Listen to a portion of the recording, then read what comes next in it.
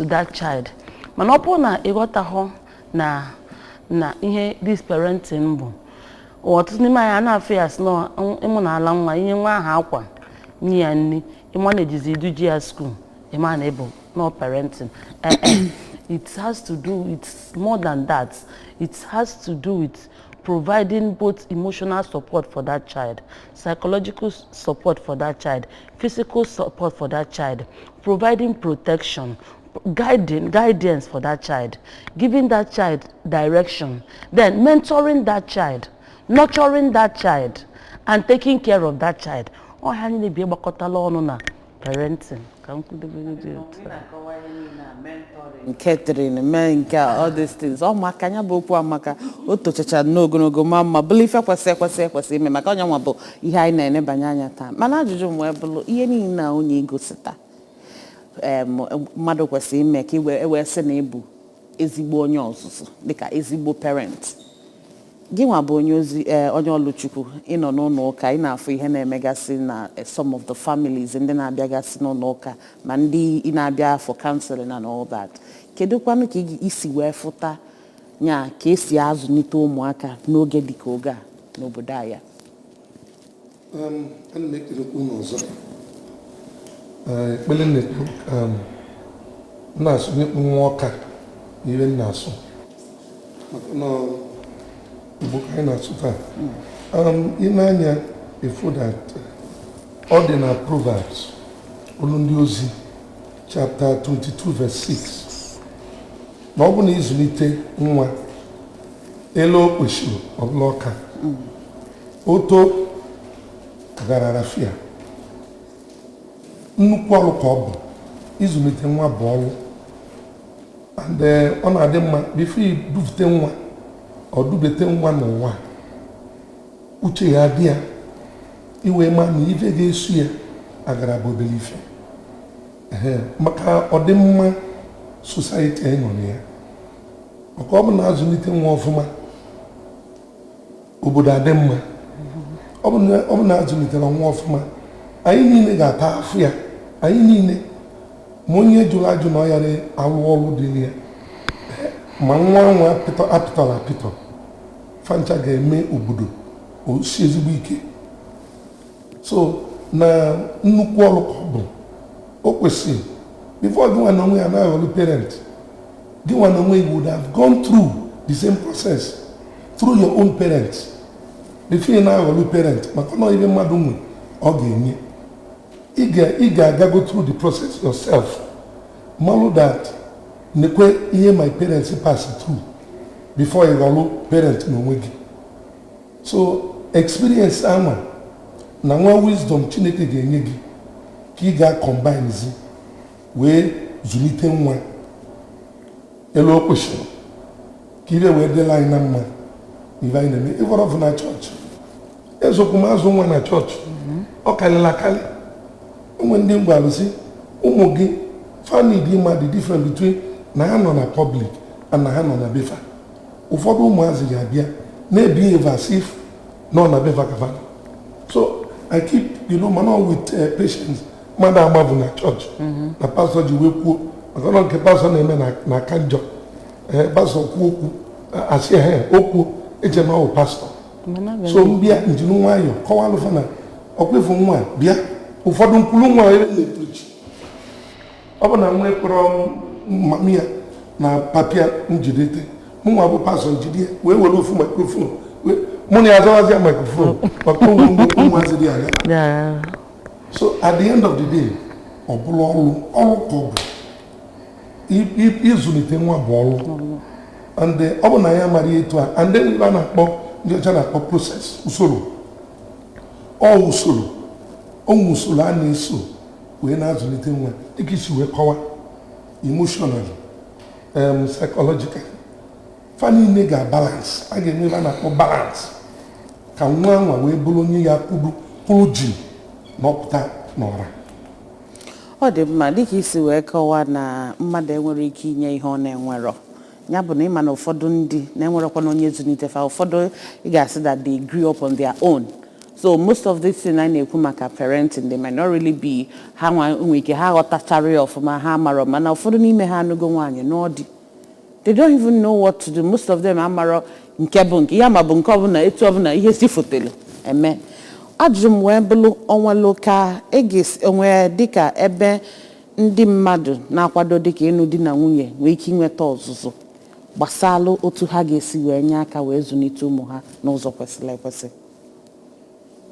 Umelo. Mana ihe okwu dịzị bụ ndị a na-akwado ịbụ parent ha dịkwa nkwadobe ije nata ọzụzụ ka azụọ ha maka a na-azụ ma na chọọchị na-azụkwa na marriage counseling. Then o nwekwara ike gị nwa ma na ị na-eji ịbụ parent ịmago na ebe isi na-abịa nwechaa ka ọ dị you make effort to be nurtured so that ka iwe ike iweta ya otu ị kwesịrị isi wee weta ya maka na nke bụ eziokwu bụ na nsogbu anyị nwere na society today bụ na so many unparented people, adults are becoming parents. So many untrained girls, I'm sorry to say it, mana anyị bụ eziokwu. Ọtụtụ young girls a na-azụ ha azụ. Mama ha enweghị efe, onwe ha enweghị efe. They just like you said, rightly pointed out, had to learn their own. Even when they were under their mother's care, onwe ha epe na-ele ha anya. Agwa ha the right thing to be done. Maka ha na-enwuzi bụ ịgacha primary school, the time ị ga-eji wee ba adolescent stage, mama gị n'ididi bido na-asị gị nekwa nka na nke ọzọ ọ package gị tie gị na boarding school. Isi na boarding school na-apụta ebe a na ọbịa wonye ede jam and the more ọbịa na-ede jam kịta na-anọzikọ na school kịta na-anọzi na school ede jam ị na-edecha jam bụ na-apụta gịnị anọ and mgbe bata n'ụlọ ị ga-enye ya bụ their good girl attitude. Ọ na-efeel na nwa ya kaso na ihe a na-eme then immediately nweta admission pia ịnakwa na another school jebili go university from school ijebe youth service from youth service iwe ka isi ebe anyị n'ụlọzie dijewele onwe gị and ma ọ bụ inwetezi ọrụ isi ebe a nchọrọ ụlọ nke gị bili ifu na na-enweghị dị time dị mma ga-eji si gị bịa nne na eke esi eme ya bende na nkwụla ọtọ tupu land si na gazi na chitezi azụ ịghọtago so I'm from onye ha bụrụkwa parents nke ya jebe ifu na onwe dị o nwere ka ọ bụzi mgbe mama jizila ọmụgwọ ofu na onwe dị ihe otie n'ime nwa ya o bidozie ihe anyị na-ebuzi amendment ka a na-eme so there is need for ibidogodo n'ụlọ ndị mama anyị ka anyị create room ebido n'ụlọ a na-azụ then ọ bụrụ na ị ma na ihe nwa gị time mgbe ọ na-eto eto kụziele how to be a parent before no the send ya n'udi kpọọ ya tukubi ya na ebi ya ihe ụfọdụ and ọ dịla ime ibido na-akụziri ya na-agbaziri ya ihe o kwesịrị ime ọ bụ yes na-akụziri ya then olukwa ka ọ na-adị onwe one thing I've said it before and this is important to say it again. One thing I na-eme before I grew up seeing that thing ntogotezi I was even looking forward to it.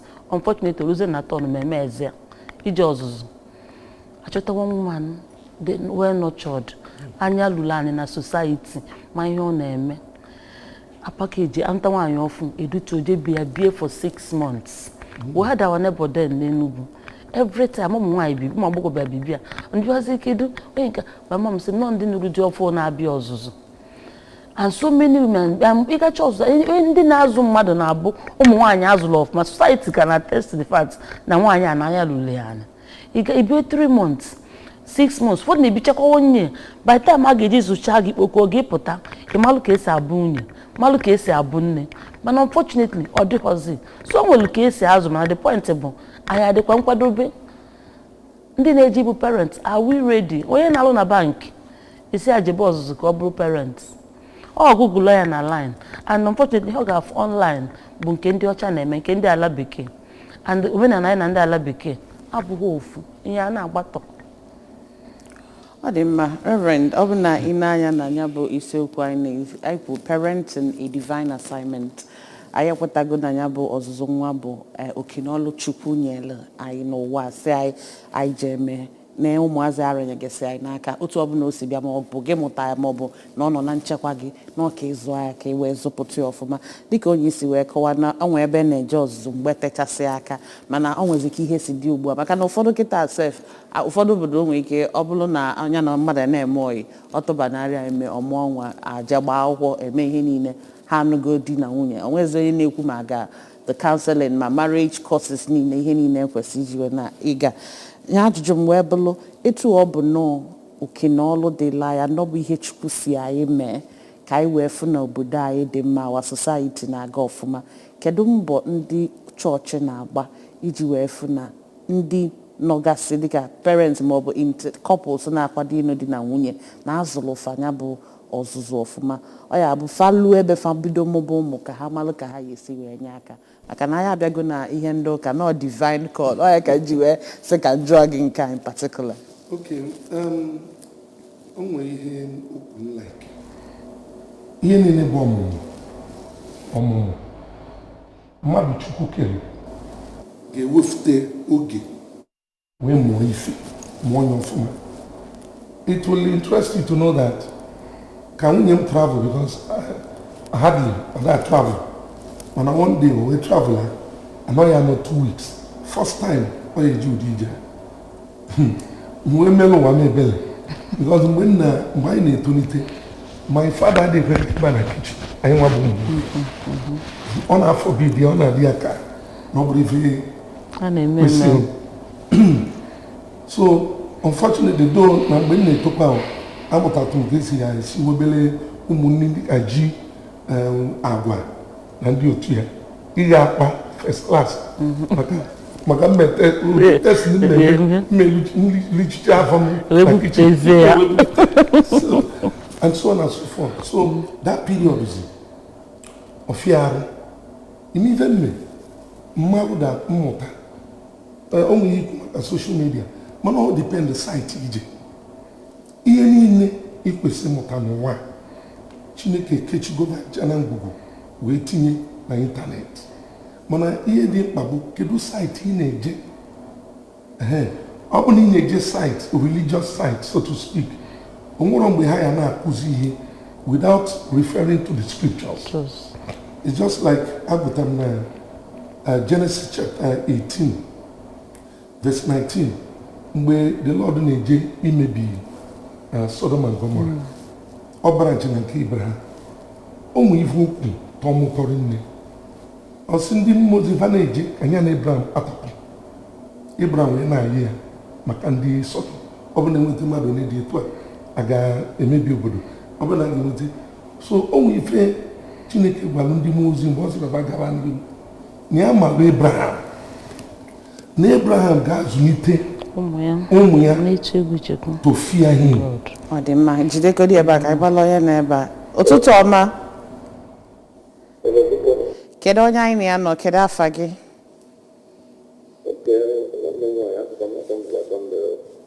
Sunday ka ebe isi akpọ anyị Achala ọ dị mma Sunday gaa n'iru onwe ife inwe ịtụnye n'ihe anyị na-ekwu maka ya taa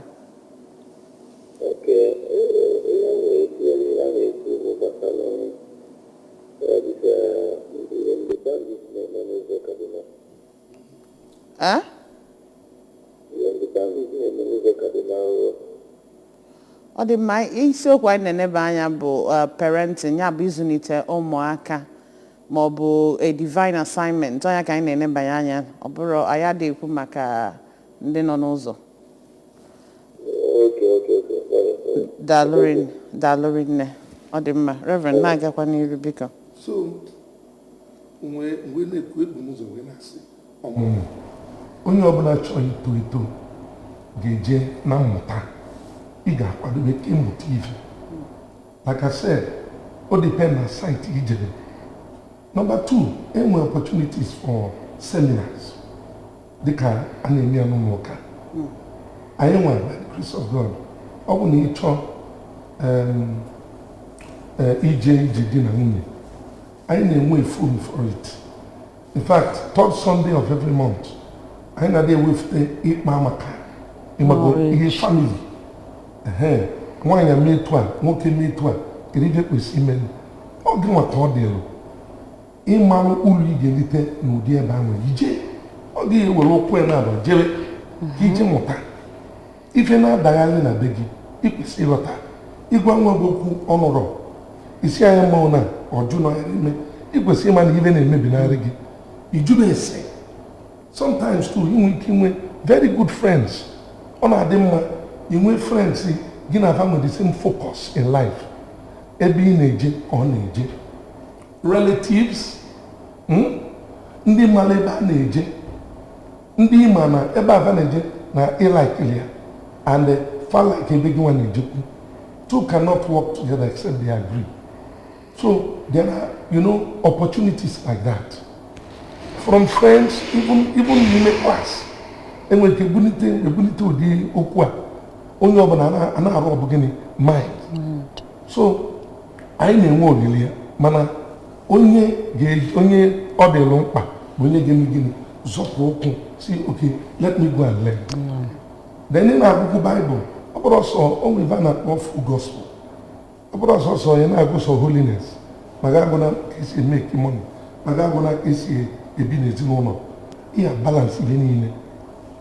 Men of God should also try now highlight scriptures ọ ya bụ agụọ ewe malụ that this is what has to do with parenting. Hello. Hello. Good morning. Biko gbatuo volume radio TV gị o.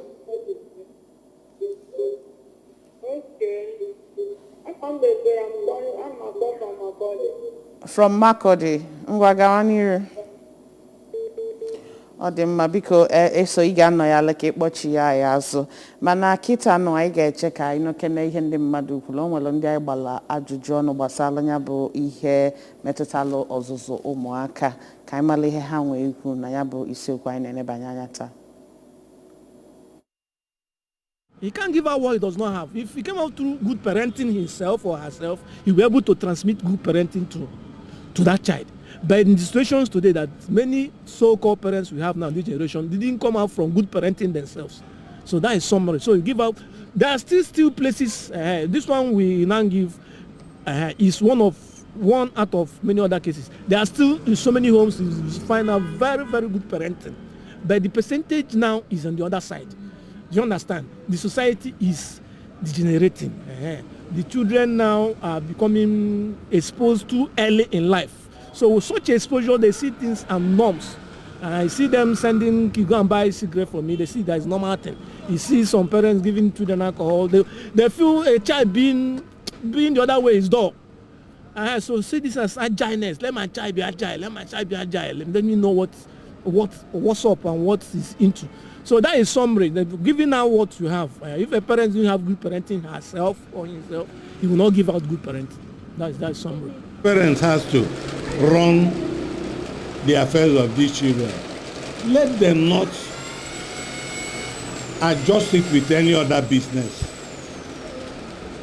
Some travel out, get a maid or a house help, leave the children for the house help. Most of the mothers, some are in banking, they come back to, some are in nursing, some are in ABS, night shift, no time for the children. So there is no specific time most parents have to sit with their children. But the little available for them must be given to those children. It is very necessary, very important, because that is nurture. Nature gave the child to you. You have to nurture the child now to be meaningful.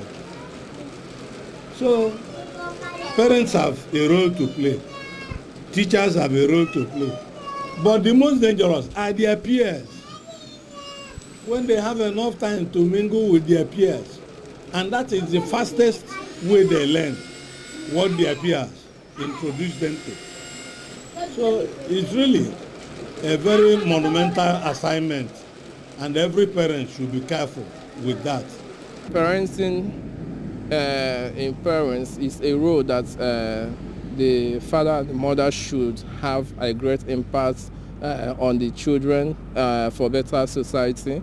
We need to have this great impress coming from parents. A father should be a parent should be a father and a parent should be a mother, not by saying I'm the head of the family, and whereby the child or the children is not being managed properly by their parents. The children should look into their peers, the influence of peers on their side of development, and the better schools that could raise a child to a minimum adaptation to better society. I think parents have a greater role to play, followed by schools. Then there will be a good society for development of a child.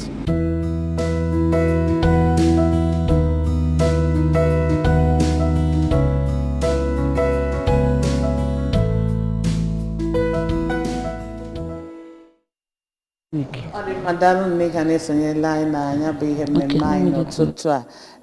Biko ilotekwa na anya bụ akara ekwentị ị ga-eji wee kpọọ anyị dị n'iru onyonyo gị. O nwere ndị na-akpọgasị anyị mana ọ dị ka netwọk ekwere na anyị na ha ga-ekwu okwu n'ụtụtụ a. Ma biko ọ bụ na ị chọrọ ịgwa anyị okwu, ịgbatue volume dị na telivishọn gị ọfụma ka anyị wee na-anụ ihe ị na-ekwu ọfụma. Anyị egego ntị nụ ihe ndị anyị gbara ajụjụ ọnụ nwee ekwu gbasara ya bụ ọzụzụ nwa. Ife akwụgasịrị bụ ụfọdụ ihe anyị nọkwa ebe a wee na-ekwu. Onye nke mbụ sị na you cannot give what you don't have, na ọ bụ na azụrụ gị ọfụma na o nwerekwanụ ka ị ga-esi wee zụlite ụmụ gị. Onye nke ọzọ sị na ụfọdụ ndị nna nna mkpa ha bụ ije ịpụja kpata ego, and ha na-emekwana ya ka ha wee nye ụmụ ha good life maka otu ha si afụta ka ị wee nye ha, tinye ha na skuulu dị mma, gotelu ha ezigbo akwa, ịmago meet their needs. But emechazia nke bụ isi sekpụ ntị, ọ bụrụ nke a na-ata afụfụ, ọ bụrụ nke a na-asọfa, ya bụ izụlite ya bụ nwatakịrị n'ụzọ ziri ezi. Nke a wee wetazie m n'ajụjụ nchọ ịjụga, achọrọ m ịjụga maka na onwe ka ya ịbụ Reverend. Ịma na anyị bịa n'ihe parent na-ekwu mgbe ụfọdụ dịka mgbe ị na-akọ ihe ọnwa mgbe ị sị na nwunye gị mere travel for 2 weeks na Nigeria wee dị gị ka Ghana. So abịa n'ihe ịzụlite ụmụazị, ọ bịa dịka ndị ụmụ nwaanyị ya bụ ndị nne ka a rapụkarịzịrị ya. Mana anyị ma na o nwelele ihe nwoke kwesịrị ịdị na-eme ebe nzụlite ụmụazị nọ. Kedu ihe kpatara ụmụ nwoke ji wee dị like ọda abọda ha so much? Abịa na asị na nwunye nne nwatakịrị be akwa jekwulu ma ọ mee gị, ọnwa ihe ọjọọ jekwulu nne gị ka ọ meela gị. Kedu ihe ụmụ nwoke ji agbala ọsọ n'ihe gbasara ọzụzụ ụmụaka? Unfortunately, ha na-ekete ya hi. Yes, because mgbachalụ responsibility nke va ọsọ fa na-etolitezi fa na-afụ ajọ mkpụrụ akụ a na-eri in a very bad way. Mụnwa na onwe by the grace of God, maybe not due to na m na-agwa akwụkwọ nsọ, maka a father na na-agwa akwụkwọ nsọ agara enwe ike balance life ya. Ọ dị mkpa ka anyị nwa, especially anyị na-akpọ onwe anyị Christians, na-azakwa fa ndị Christian na-aza, mana ife dị na ya bụ na ife na-eme ka Christian bụrụ a Christian anyị na-emekwu ya. Nọmba 1 bụ ịgụ Baịbụl a, anyị ga-amalụ ya mmụọ nsọ Chineke onyela anyị aka a na-agụ Baịbụl. Ịba na ụmụ ka ị na-ege ntị ihe ọbụla pastọ kwuru, ị na-eme ma eziokwu, ị na-eme ma eziokwu ifu gị. So a man should play the role, especially because no one can ya megin ya bụ the head of the house. Kedu ka isi ya bụ the head ma ịmarazi your role? Ọ gịnwa gị put things in the way ọ ga-adị, nwaanyị a na-enyelezi ya aka, because ọ bụrụ the other way round. Bible sị na nwoke bata, nwaanyị abịa megin nyere aka. O nwere mgbe na-akọrọ ndị mmadụ n'ịpụta ịrapụ nwunye gị, o sie ji, ọ sụọ ji, maka na pandedi ahụ na-abụ gị, nyanwa ya asụ ya, nyanwa ga-esi ya, nyanwa ga-ete ofe, nyanwa ga-eme ibe niile. Ihe nụtala ya ka igbuo ya na o kwesịrị gị nwa m nwoke bacha ji anwa sinye ya n'ọkụ. Enwere ike ọbịa na amonitọ ka ọma ma oye gị ọfụma, o yi esi ya, gị nwa bụ nwoke sụọ dị ji, ịsụsi anya ya nwere eme ihe dị n'ofe. Nwoke egbukwa gị taa aga n'ihu anaghị ezu ọnụ, maka na ụmụ nwoke bụ ndị na-akọ ọzọ ịchọ igote nwa gị akwa idunyelu nwunye gị. Ụmụazị na-eto eche na mommy is the best, because na mommy na-egote akwa ahụ, mana ọ gị na-eweta ego mana ụmụrọzi onye mmanụ adị m emekwa ụdị ire ahụ. nchọ igote ụmụ m ile nwa ya ji aka duje ebe a na-eli gotere banya fana amanọ daji bụ onye gotere ya mgbe anyị na-eto we closer to our mom rather than our father because anyị na-afọ our father as Idi Amin, he that must be obeyed. I na afọ ya ka agụ. In fact, all the so bad that my father mụ na-amụ moto ọ danye na gọta ya mụ amụ ọ na-atọ anyị ụtọ na ọ danye na gọta due to anyị nwere very good relationship with him.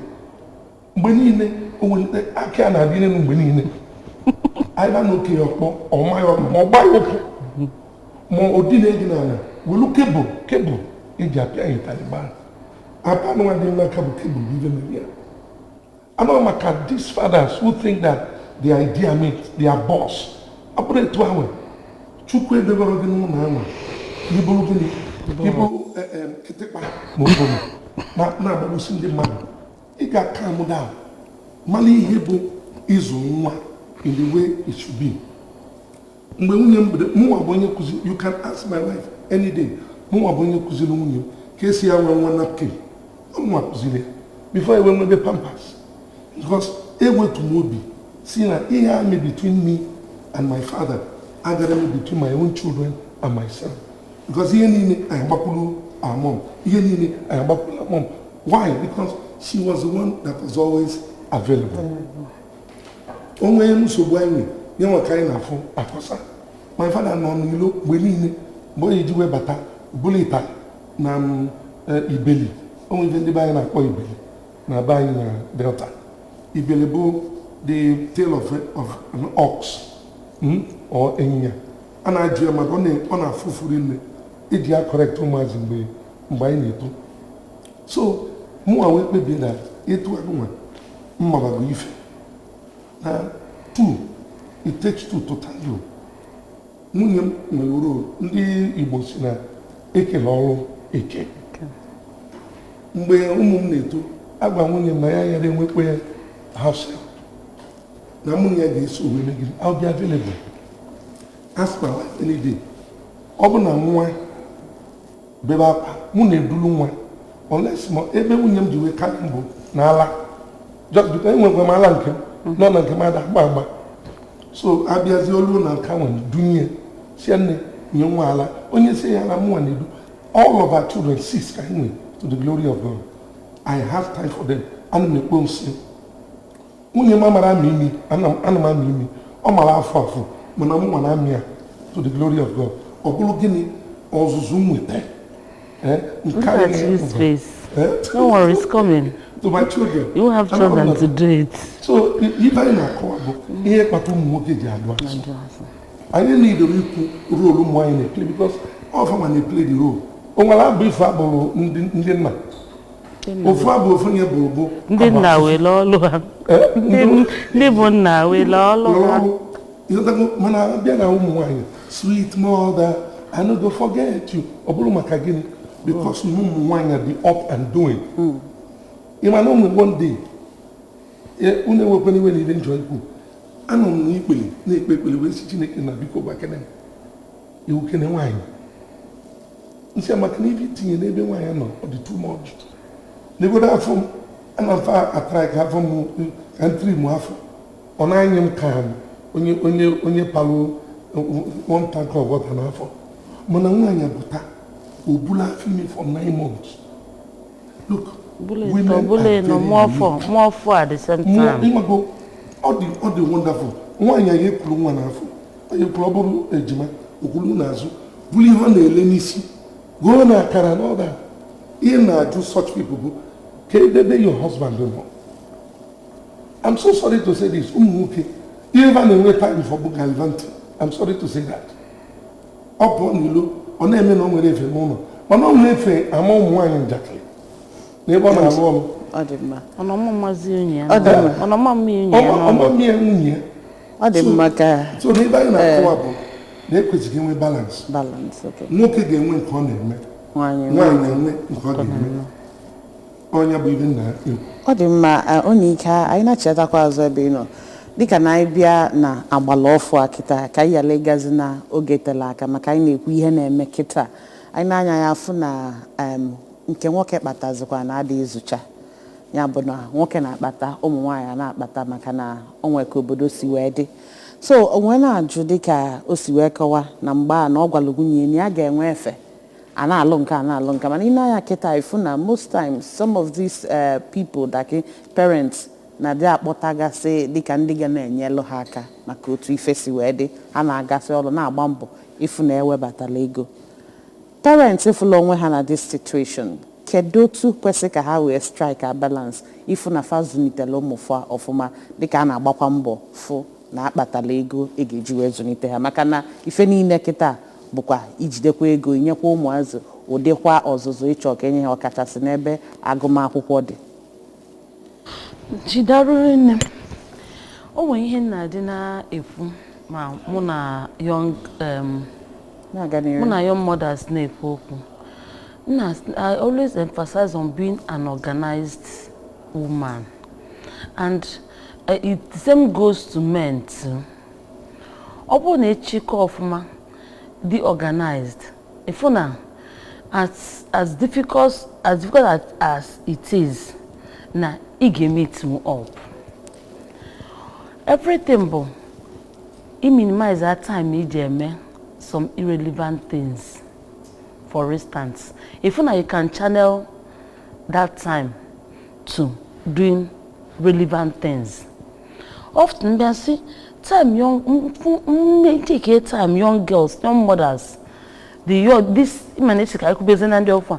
time they spend na phone. You got phone madu. Oga comment gide na make an argument. You bona eme na never na Twitter or mama kia. Nko bona de na Facebook or mama kia. Ina juzi ke isi time onya di wezo jeme ho na eme. Then when the time oga bu mutakele bia because need busy with phone o when na chuki play na television. Because jibegodin. And if because you always give your time to irrelevant things, if you na organize chokugi at every point in time. Even house help, nkechi se mmiri ọkụ, nkechi ụmụazị asaga ahụ, nkechi mbupụta efere ka eme garị, nweze achụchụ jekwe nkechi. What are you doing? Nothing. The truth bụ na ọ bụrụ na ị na-alụ ọrụ. You can meet up, take those children to school. Any little time gị na ha nọ, let there be conversation. Let there be an impact. Open school kunaga, get the time of going to school. Bolo time major bankata. All time, where's your lunchbox? Where's your basket? You didn't do your assignments. Mbakunga baje school. In a debater school, you did a relation of your standards. Abalon banata. But when you organize yourself, that you wake up in the early in the morning, you see me pack here their basket, double chair na table. How many you go to? At some point, I went from house help. I will come back from my business. I wasn't working. Business can name. I will come back in the evening around 7. I will cook food, pack everything. Hasa room with the lini. On akuna and I will pray with them and we will go to bed. By 1 o'clock, I'm awake to do laundry. By 1 o'clock, mbine na swapa. Obo no kwa do and change git agents of the madam put na palo bem deba basin because man no na back on it then. So try and do say toto as I'm beating them and spinning. In the morning, can the partner here pom na somewhere na sasa na dress her for school. Mo na pack full flags. By time na pack flags. Nya na dress so ụmụazị na feed na monitor na ha na edini. I will go and bathe. Everybody will be ready at the same time. Anya put up ekpele na palo. Ana ekpeche kpeb na bu basket nke na agbada na moto. If you know you are living need relaxed. But when in the morning wake up, diga na happy phone. When you be by 6 o'clock, and I saw everything. You are not organized. Obody naturally eat off as a young girl. And I did see akubate in a fridge.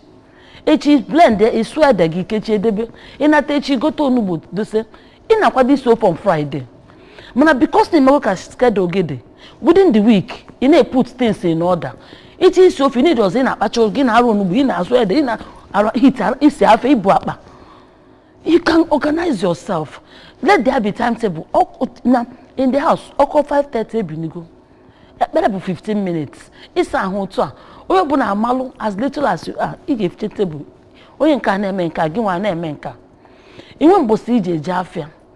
ichi ịlụ ọlụ onye gị bịakwute gị na nsị na na-eji ite ofe ịbịakwute nsị gị a na-ejekwa ije ite ofe ibe ịkọrọ m akọ nsị gị ka aje na kichin if you're not comfortable ịkpọ gị na kichin sị gị na ị ga-abịa mbọsị ọzọ na-efe adịghọ. Do you understand me? It takes being organized, it takes being principled. Ndị mmadụ asị na onwechi aka isi eme but ịma na onwe ihe na-achụ mgbe time akụlụ akọba akụkọ mana when mana I'm on the move there's something I intend to achieve. Enweghị efe mụ na gị ka ya na-akọla akụkọ fọ. Ka onye anyị na-anọ nke ka ime ụtụtụ ọma ke ka ime nsogbu afọ a na-eme kedu afa gị na ebe isi akpọ anyị? afọ m igwe ejike eme Igwe ejike eme ka ebe isi akpọ? esi m Nasarawa steeti ugwu Awụsa Aba. Ọ dị mma Igwe ejike eme ngwa gaba n'iru. Anyị nọrọ ihe niile unu na-akọwa dịka o si wee kwesị na ezumike ezinụlọ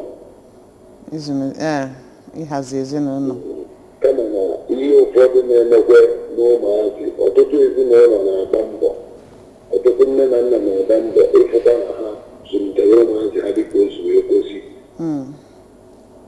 mana ka o si wee bata n'ụbọchị taa ihe dị n'ụmụazị riri nne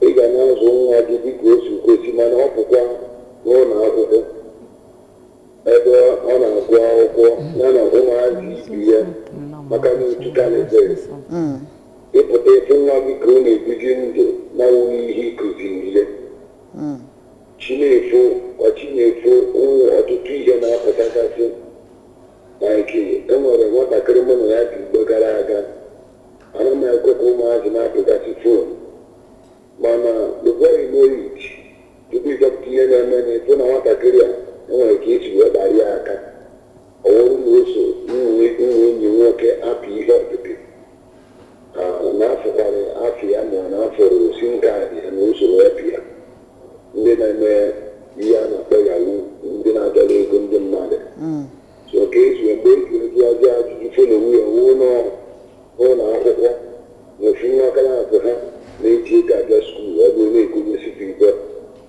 maka ọtụtụ ihe ndị ọzọ so ọnụ mgbe ụfọdụ ịta ezinụlọ ụta adịghị mfe. Ọ bụrụkwa nna anyị na-ata ezinụlọ ụta mana ife anyị na-ekwu bụ ka ndị nne na nna lụke n'ọlụ dịlefa ka arapụzi ya nke ọzọ ịma na ịlụgo ọlụ dịle gị arapụzi alụ chukwu nke ọzọ n'ọkwa na ebe anyị na-enenye anya ọ bụrụ na ọ nwee ihe anyị na-ata ụta karịsịa kịta. Enwere nsogbu anyị na-ezinụlọ nne na nna na-agba mbọ dịka o si wee gosi ọtụtụ mana akwụkwọ nsọ mere ka anyị mara na kama okwu Chineke agaghị abịa na mmezu Eluigwe n'ụwa agabiga. Ọ dị mma ekpere ka anyị eji wee na-eso ya. Ọ dị mma kịta ka ikwu daalụrị nne anyị anụgo ihe okwu onye isi na ọnwa ihe ị ga-etinye n'anya bụ ajụjụ ọ jụrụ dịka isi kọwalị ya anyị adịghị atakwanụ nne na nna ụta mana ihe anyị na-ekwu bụ ka ndị na-adị eme ka ha bido mebe ndị na-eme ka ha metabịa ọfụma maka ekpebe sọnsọ ekpere Baịbụl si na ekpere na-enweghị ezi ọlụ na n'ihi ọkụ ya so mana ebe just dịka nwanne m nwoke asikwu na the book of Proverbs 22:6 ọ sị gị zụlite nwatakịrị n'ụzọ ọ ga-esi gaa in a way that he should go not in the way that he must go or in a way he will be going. Not in a way that he should go, that when he grew up he will not depart from it, which means na o nwere ike mgbe ahụ ị na-azụ ọ dị ka ede azụ o nwere ike na-azụ ị na-ebe nwatakịrị na-efekpa isi kpakakpaka mana the most important thing bụ ya na-ekwu bụ keep planting maka ị nwere ike iche na ị na-eme mana gị nwa na-eme ide emeta ị na-asị nwatakịrị asị na-asị mana ị ga na bedroom na-asa mmadụ akpọ gị sị ya n'ilugo na Ọnịcha only say why are you lying? So ya na-ekwu bụ ka anyị zụbagodo anyị in a way that they should go ịzụchazie ha in a way that they should go anyị nweziela ekpele sibazie Chukwu anyị emegokwanụ nke esi anyị mee Chukwu biko zanụ mezienụ nke dị gị n'aka. isi sekpụ ntị anyị ji wee nọla ebe a na ọ bụrụ na o nwere onye anyị na-atụ ụta sị na o metara nọ ka ndị na-ada na-eme mmalụ na ihe a bụ oke na ọlụ dịla ha as parents ka ha bido mebe. Hello. Hello, good morning. Good morning. Kedu afa gị na ebe isi akpa anyị? Ọ ga-agba mbọ ejike afọ. From Oka. Ọ dị mma Ejike gaba n'iru. Ọ ga ndị uwe na topic unu weta n'ụtụtụ a maka topic unu amaka nne na ebe nche contribute bụ na the truth bụ na most parents enwerozi time for their children now. Most ndị nne na nna na-abụ ọfụ anyị akịta ọtụtụ nne na nna enwero efe fụọ ụmụ ha. Anyị na-egbukọrọ responsibility anyị onye ndị nkụzi na school. Ya bụ parent na ụtụtụ ọgbara ụmụ ya kpọpụ na school ọkpụkpụ maazị ya nụde na school mgbe ụfọdụ 6, 7 ị nata gị nwa parent ị nata ị chọrọ ihe ma aba ụmụ gị biznes ka anyị na-eme ọ na-achụ ego. Anyị echefuo na ego anyị na-achụ na anyị chịkọta ego niile na ọ bụrụ na anyị azụrụ ya ụmụazị zụọ ụmụazị ọfụma na ụmụazị ego niile anyị na-achụ nwere ike ịbụ ways na pushon ma ọ bụrụ na anyị azụrụ ụmụazị. Ụfọdụ ndị nne na nna anaghịkwuru eje ụka. Nne na nna anaghị eje ụka gbara m ka ozizi nwatakịrị ịpụta na streeti n'ụtụtụ ụmụazị n'ụtụtụ nne na nna anọlụ ọwụrụ na-eri palọ na-asacha efere mee esi maka ụmụ na-esi ose ụmụazị anọlụ n'ụtụtụ mbọsị ụka. Nne na nna ya arakụziri ụmụazị na a na-eje ụka. Ụfọdụ parents nọlụ ma ndị nna ụtụtụ ndị na-esesiga mgbe esi ọkụ n'ụbọchị ụka n'ụtụtụ na-esesiga n'ihu ụmụazị. So you cannot give what ịkụziri ụmụazị itinye ụmụazị n'aka Chineke ga-eto onye egwu Chineke ka anyị wepụta na taịm ka ụmụazị anyị rapụrụ ndị nkụzi na-ekwu ihe niile ndị nkụzi na-eme ibe niile gbọtara ụmụazị parents a na-achụ ego. So ihe na-atụ ihe dị ka nkụzi ka parents wepụta taịm ka ụmụazị malụ na resources we make today without training our children. The children may end up selling those resources tomorrow. Ọ dị mma dalụrị nne o nwere ezigbo okwu o wepụtara ebe a nụnwa nlaikịla ọfụma. Ọ na-asị na ọ bụrụ ị na-azụ nwatakịrị na-eme ife ọzọ dịka ị na-asị asị na-asị onye ikwukwala ya asị na-asị ezi n'ori mana ị nọ n'ilu na-asị asị esi a na ịṅụ mmanya na-aba n'anya na ọ dịrọ mma ị nọ n'ilu na-aṅụ ya. So ọ bụrụ sọsọ ikwu egwu maka na enwere ike na-ekwu ha na-ene anya oke dadi isi anya eme n'ihe ma ọ ise mana ọ na-eme ka mmekene ka mmalụ ihe ga-eme maka na ọ nwere ihe na-eme dadi ike mgbe o ji eme ka mmekene ka mmalụ. So ka ọ bụrụ sọsọ ikwu okwu anya ị na-ekwukwa anya na-eme ọ dị mma. Dịka anyị na-achịkọtazi Reverend ka anyị na anya na ọghọm dị na azụrụ ụmụaka ọfụma ya bụ dangers nkesa ihe a na-ekwu okwu kịta anụwa bụ parenting. Ya amago na ihe ọlụ Chukwu si anyị lụọ mana ọ bụrụ na anyị alụrụ ya kedu ihe ga-eme kedu nke nwa bụ ọ bụrụ ndị na-asụ asị na-akpụ ketiv the repercussions abụrụ ife adịghị ekwucha anyị afụgo ya ọgụ nwere story nnu agụ a bishop yana I think the assistant or so, the driver was able to run one other person, but also all the mother na chufa. As in other marauders, I have criminals. Now, overall, one of us will put. So, Obana has room as your former. The ills of the society, faga bundi gebulenishi. Nana da puta. Ufanye si na muya na the amoramo the house help pụta kava ozi ndị mmadụ ofu ndị nwa jiri ofe egbe na alụfa phone so ọ bụrụ are they animals they came from a home. So n'ife a na-ekwu bụ na aga nye obodo ya agatọ ọ bụ na ha zụlitere nwa ọfụma. It's just like some of the times ịba na bank if a young boy dị fresh ọnọlana ọfụ okenye ka ọ kwụrụ ọtọ ọ ga-adị emetụta ya adị ekwuzide nke ya ekwu ka nkunye ka ọ nọlana ka mụ nwa kwụrụ ọtọ ọ na-adị very rare ọ bụrụ lack of ọzụzụ anwa ka anyị zụlite just like my house ana m agwa my children to be bold but not insultive. You don't embarrass people when you are the bold.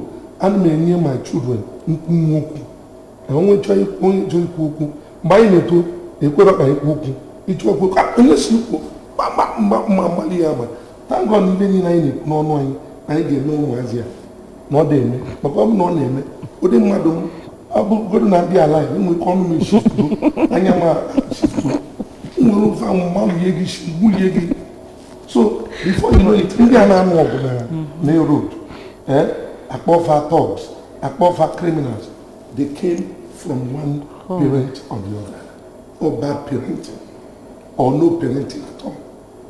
So n'ife anyị na-ayọ parents bikunu wefute time and teach your children how to move, how to walk, so that ịpụta na the society, the larger space, inwe ike idobe phone gị, ịpụtakwa iweli ya, idobe akpa gị, ịpụtakwa ifu ya. Ọ dị mma. So onye biko na nchịkọta kedu ozi nwere ike izipụsị ọkasị ndị na-akwadobe ịga alụmdi na nwunye ma ndị na-anụ anụ mana ya bụ ihe akpọrọ parenting odochara ofe anya ọfụma. E nwere ịgwa ma ndị na-akwado ịlụ di na nwunye ma ndị na-anụ anụ bụ na Bible says that God cannot, the book of Galatians, either 6:7 or that I'm not book of Galatians, that God cannot be mocked. For whatever a man soweth, that shall he reap. Because na dia kwa chukwe mona ihe obona ekulu, mkpụrụ obona ekulu ka ị ga-aṅụrụ. Obona ị chọrọ ịṅụrụ ezigbote mkpụrụ na nwa ahụ, kụọ ezigbo mkpụrụ. Uwe ezigbote mkpụrụ na nwa, wepụtara nwa ahụ oge. Bụ ya nke bụ eziokwu. Nwee efe, ọbụdị na-enwe ha efe zụọ gị, biko nwee efe zụọ nwa, because it's a divine mandate. Ihe abụọ ọlụ ka Chukwu nyere gị, and onye ọbụla enyere ọlụ is expected na onye a ga-enye account. Nwa ọbụla emụrụ, ị ga-azakwa ajụjụ ya n'ihu Chukwu. So knowing that we are going to give account of this divine mandate, ọbụgodị na aside the advantage or disadvantage in this lifetime, God enyego gị ọlụ and ị ga-aza Chukwu ajụjụ ahụ. So bearing that in mind, ka anyị mee ihe anyị kwesịrị ime ka Chukwu mezie nke dị alụ Chukwu. Adalurinne okwu inji aka na ya bụ ihe ịtụnyelụ kịta bụ ọ bụ na ị chọọ ịghọrọ ezigbo mkpụrụ ebe nwa gị nọ gị kụnye ezigbo mkpụrụ ma ndị na-azụ nwa ma ndị a na-azụ azụ bikonu ka anyị gbaa mbọ fụ na ọ bụ na ọzụzụ nne na nna anyị nyere anyị maka na nke bụ eziokwu bụkwa dịka onye kpọrọ si wee kwu na a ga-azụsị ya ụfọdụ fapụzi afọ emebe ka ndị a na-azụrụ azụ afụgo m onye si na ya ma na ife ya na eme adịrọ mma na ọ bụrụ ka esi wee zụ ya mana ọ bụ ife society chọọ ka ya na-enye ma bikonu ọzụzụ a nne na nna anyị ga ebe ọbụla ifụlụ onwe gị ma ifụlụ onwe gị na ezi ma ifụlụ onwe gị outside the country ebe ọbụla ifụlụ onwe gị gbaa mbọ ịbụ a very good ambassador of your family and ndị nne na nna biko ọbụna ị nwetara anya bụ ezi ọzụzụ ebe nne na nna gị nọ gbaa mbọ fụ na ijụla ajụjụ ma ọ bụ ijekwulu mmadụ ma ọ bụ na ị ga n'ịntanetị enwegasị some of the sites ị ga-aga good sites ị ga-aga nweta ihe ị kwesịrị ịghọta ma ọ bụ ihe ị kwesịrị ịma n'ebe ọzụzụ ụmụ dị. Daalụ rinne isonyela anyị n'anya bụ ihe mmemme taa. Echi bụkwazi ụbọchị ọzọ. Daalụnụ. Afa m bụ Chidimma Ọranwa. Happy New Month.